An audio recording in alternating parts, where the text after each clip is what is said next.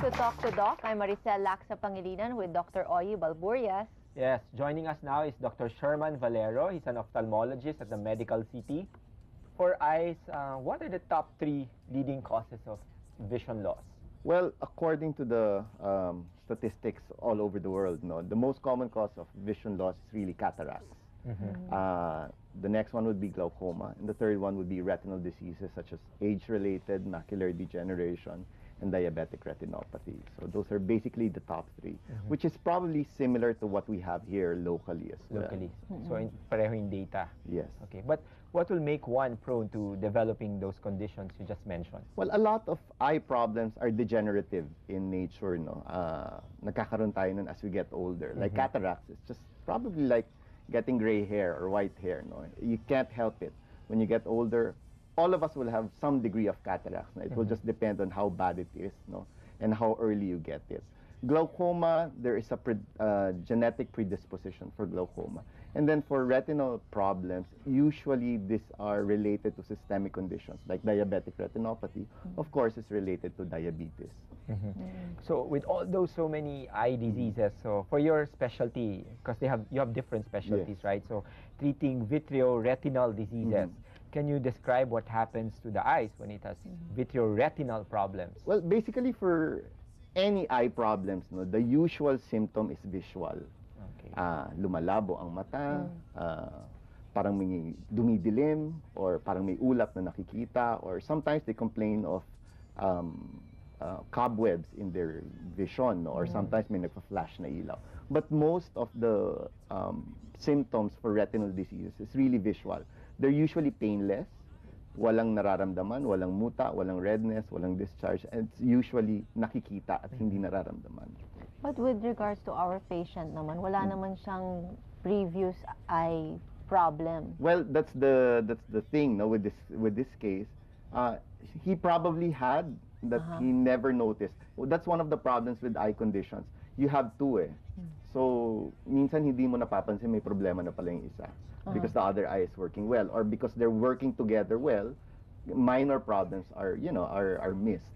So you mean to say, you just wake up one day and then you realize you have problems with your eyes? Yeah, a lot of the problems with retina, especially diabetic retinopathy, it starts off, wala ka napapansin, asymptomatic, until finally may pumutok na lang na ugat sa loob ng mata. And then you'll find, when you wake up, malabo na yung paningin mo.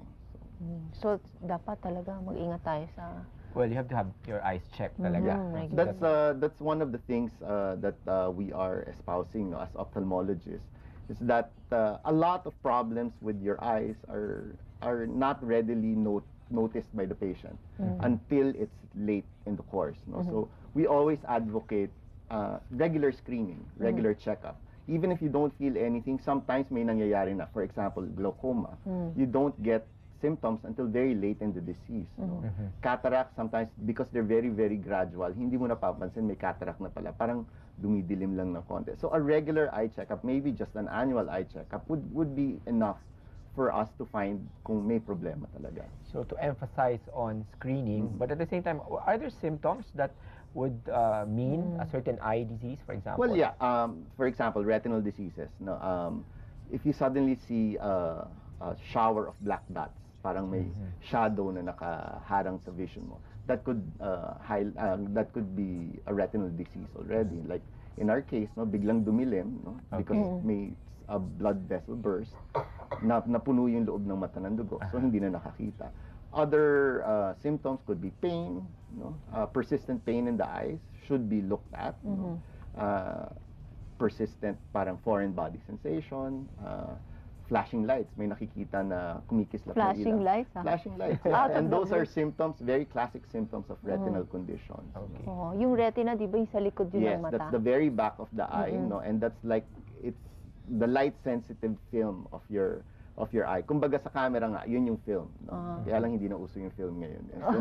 Pero it's like the film. So. Paano, Doc, if I'm not naman experiencing any of those symptoms? Do I just go to the doctor anyway? It's still a good idea to have a regular eye checkup. Every year? Once every year? Siguro after 40. It's just like everything else, no, nagkakaroon ng, it breaks down a little after a certain age. So, regularly, kailangan lang nababantayan yun. So, even if, let's say, you don't have anything, natingnan ka, no, so you go home with a peace of mind na nothing's wrong with my eyes. So, until next year. So.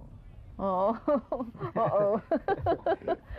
So, like, if they missed it, so what could complications may... Well, that's a problem nga, as I've said, with eye problems, no, with eye conditions.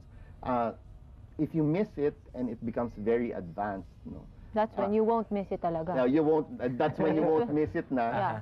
A lot of these conditions are already irreversible. Like very advanced glaucoma is irreversible. Cataract can be treated. May no? mga laser treatments Yes, na. but those are effective for maintaining, no, at least stabilizing the conditions. No, in some instances, like for cataracts, you can reverse the cataracts with surgery. No? You take out the cataract and then you implant an artificial lens. No, and that will make the vision clearer. But in most instances, a lot of the problems are irreversible. But the past years, Doc, there have been a lot of breakthroughs as far as technology and treatment for eye diseases.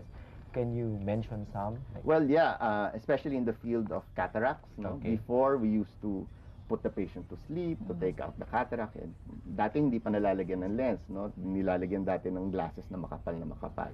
And then it became, it progressed into a type of surgery na nalalagyan na ng implant pero tinatahi pa rin. Now, the way we do cataract surgery is we make a small incision, we fragment the lens, dinudurog namin yung lens, we suck it out, we put in an implant. No stitches. The next day or even the same day, the patient can Pwede see. na. Ah, wow. And then in the field of retinal diseases, no, the laser machines before would take up the space of equivalent to a room, no. Malaki talaga yung mga laser machines.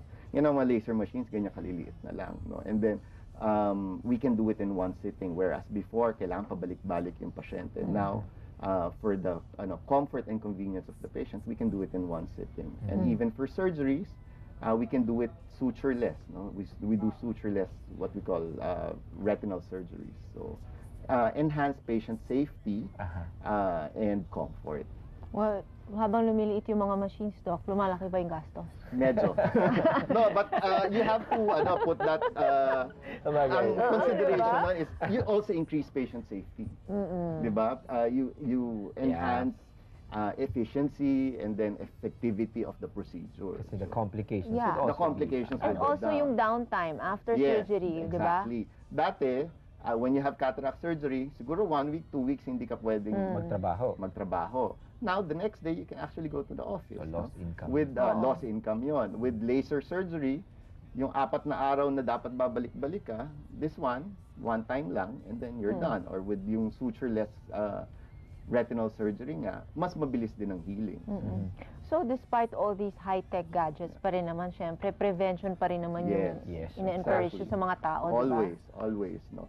Yun nga, if you want to avoid the high costs of surgery, then it's a good idea to, just visit your eye doctor, your eye professional every year lang, no, just to make sure that everything's okay. Tsaka, Doc, iba yung ophthalmologist sa optometrist, Yes, di ba? ophthalmologists are doctors. We are medical doctors, no, with degree in medicine. We took specialization for the eye.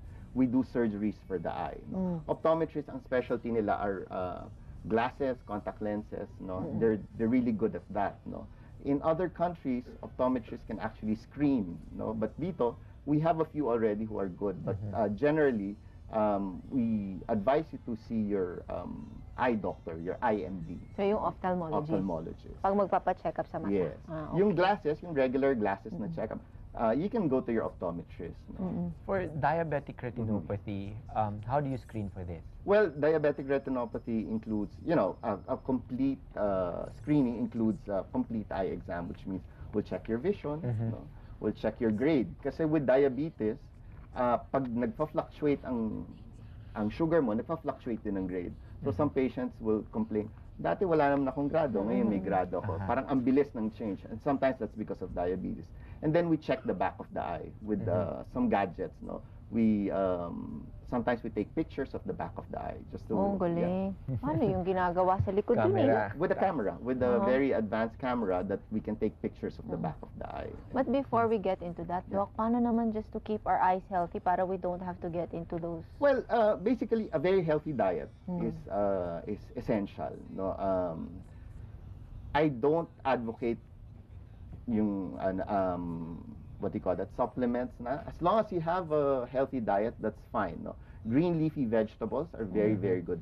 As opposed to what we thought before na kailangan carrots Oo or nga. squash. Sabi nung friend ko, carrots daw kinakain niya, Kasi nawala rich in yung ano. Rich in vitamin A. But she di ba? turned orange eh. Yes, So, delikado, that's diba? Carotinemia na. Carotinemia. And actually, because if you're not deficient in vitamin A, there's You really don't- no yeah. use for you to Mm. supplement. And they've shown that vitamin A intake in smokers can actually increase the I have a- incidence of lung I cancer. have a patient like that. And you look at her hands. Their Orange. hands, husband and wife. Orange. Orange siya. Baka It concerned will not, sila. halimbawa, if you're okay naman, your vitamin A levels are okay in your body, no matter how much you take, it will not take out your grade, it will not take out your retinopathy. Wala. You'll just turn yellow or orange. Ayan. We'll have to pause for a break right now habang nagiging exciting po ang ating kwentuhan. But we'll be back with Dr. Valero and he will answer questions from our studio audience and viewers at home. Don't go away. So keep it here. Talk to Doc. We'll be right back.